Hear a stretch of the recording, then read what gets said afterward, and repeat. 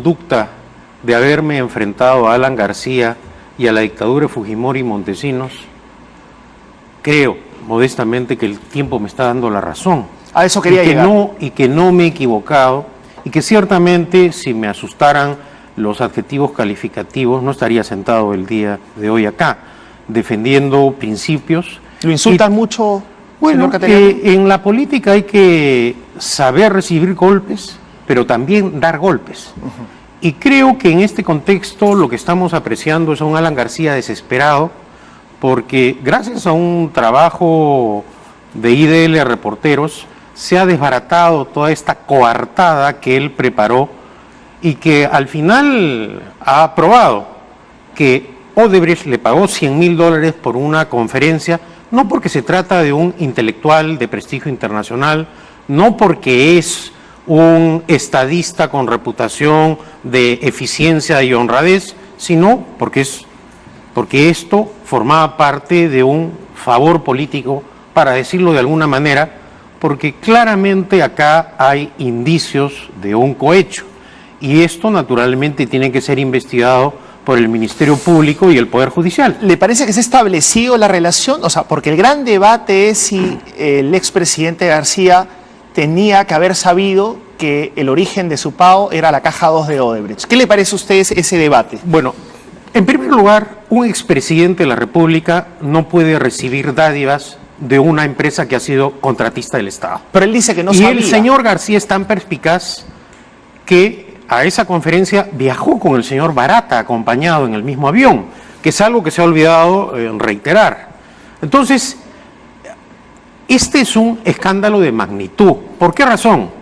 Porque en el primer gobierno de Alan García, en el proyecto del tren eléctrico, al expresidente García se le acusó de haber recibido un soborno, y el señor Siragusa dio su testimonio a la Fiscalía italiana, al fiscal Vittorio Parayo, y se descubrió que el testimonio de Siragusa era cierto, que ese soborno se depositó en la cuenta que él proporcionó a la justicia, y esa cuenta resultó ser de propiedad de Alfredo Zanatti, de una empresa de Zanatti. También en una entrevista corroboró esa versión.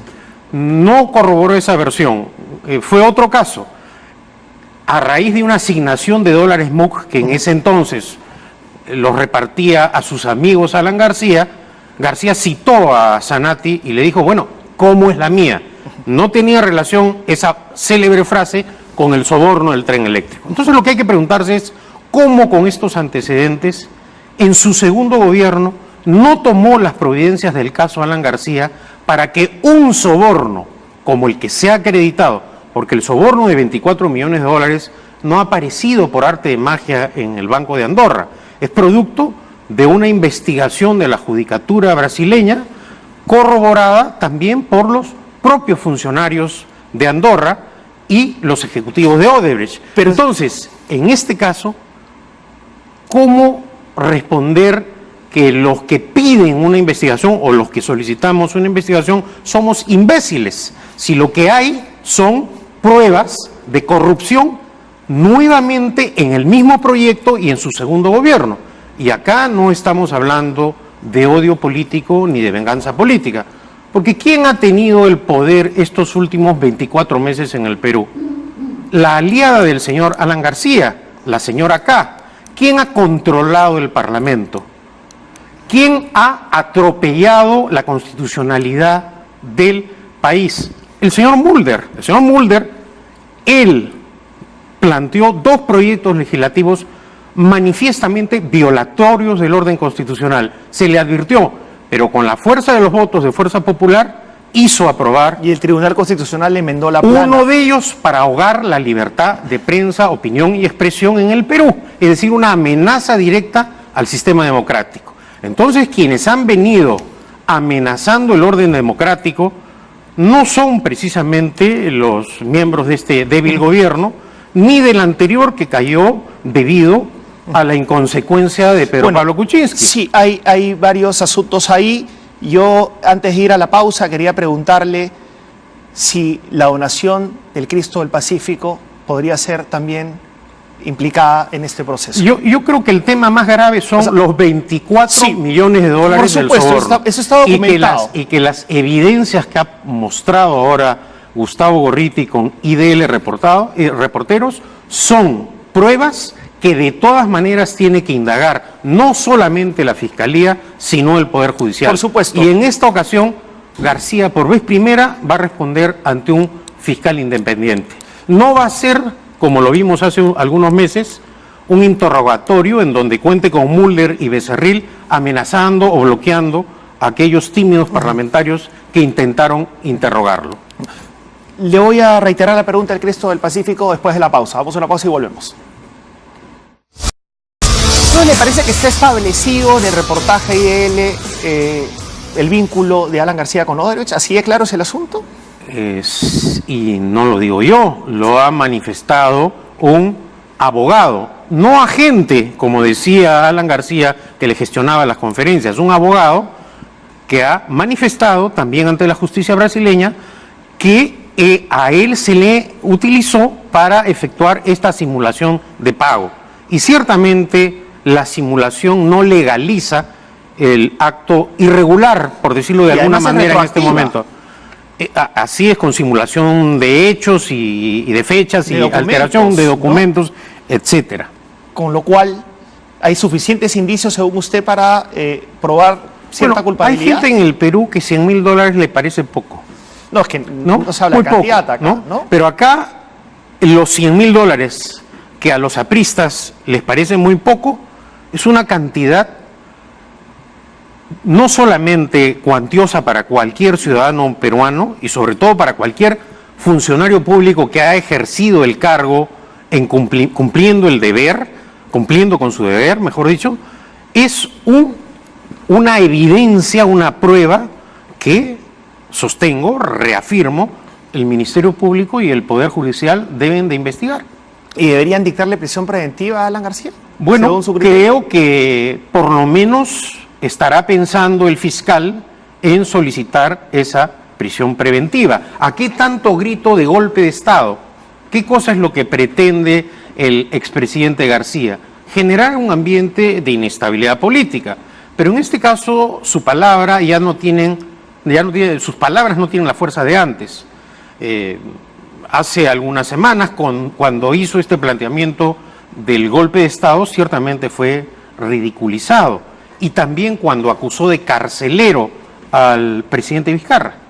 ¿Y cree usted que está viviendo uno de los momentos judiciales más complejos de su vida, Alan García, que esto marca un antes y un después?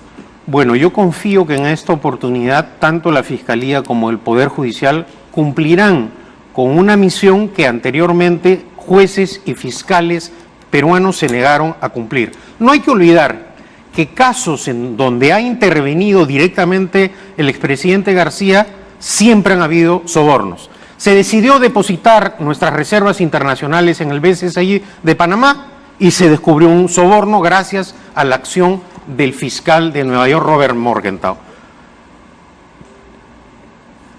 Siragusa lo acusó de haberle pagado un soborno y gracias a la acción de un fiscal italiano y de un juez de Gran Caimán se corroboró que ese soborno se depositó. Pero lo que dice muy bien es que lo juzgaron, que sí lo juzgaron. Nunca lo juzgaron. Antes del golpe de Alberto Fujimori. O sea, que el Poder Judicial sí se pronunció. Tan no lo juzgó que precisamente cuando se redacta la nueva Constitución para evitar lo que aconteció con Pedro Méndez Jurado, el fiscal de la Nación, que en ese entonces no lo denunció ante la Corte Suprema, se modificó la actual Constitución. Y en la actual Constitución se establece claramente que cuando el Parlamento acusa, el fiscal de la Nación tiene la obligación de denunciar para que exista investigación judicial. Pero esa ley no existía en ese momento, entonces ese artículo constitucional. Nos guste o no, el exfiscal Méndez Jurado tenía la facultad de hacer lo que hizo. No solamente Méndez Jurado, sino, ojo, en la anterior Constitución, el presidente de la República designaba a los vocales de la Corte Suprema. Cuando envió eso a su profesor del Colegio Eguren, que lo designó como vocal supremo, se negó a investigar. Entonces después vino la prescripción, por eso es que después vino la prescripción. Vino el golpe de Estado a Alan García.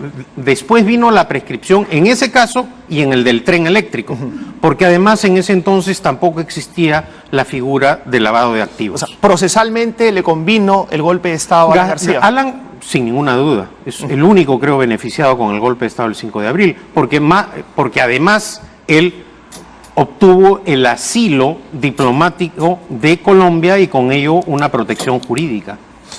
¿Y qué le parece a usted todo este debate que hay, no solamente por el caso Alan García, sino también por el caso Ollantumala, por el caso de que con Sofía Fujimori, de que ellos aducen que no sabían el origen del dinero y que esa es la gran meta de la Fiscalía? Va a tener que demostrar que ellos sabían del origen ilícito del dinero. Primero que el dinero era ilícito y después que sabían. Claro, acá hay un debate jurídico central. Hace meses yo he manifestado y reitero mi posición jurídica que en nuestro ordenamiento jurídico el financiamiento ilegal de las campañas no está tipificado como delito. Tesis que no defendían los fujimoristas ni los apristas. Por el contrario, cuando se ordenó la detención preventiva de los esposos Humala, ellos festejaron y aplaudieron las resoluciones de Concepción Carhuancho. Ahora no, con sorpresa he visto estos días que los abogados que defienden a los fujimoristas ahora señalan que el financiamiento ilegal de las campañas no está tipificado como delito. Es decir, han cambiado radicalmente su punto de vista. Lo que tendrá que acreditar la justicia es, efectivamente, si en alguno de los casos de los aportes se configura el lavado de activos. Pero el caso de la señora Fujimori es muy diferente al de los Humala, porque acá sí hay otras situaciones más graves, obstrucción a la justicia. ¿Qué es lo que ha servido para armar el esquema de y además, Domingo Pérez? ¿Por qué se ha formado ese criterio y ha sido tan firme en esta ocasión Concepción Carhuancho? Porque es gente del núcleo duro de Fuerza Popular. Pero para la prisión preventiva, no para la cuestión de fondo. Bueno, pero ¿quiénes son los que acusan a la señora acá?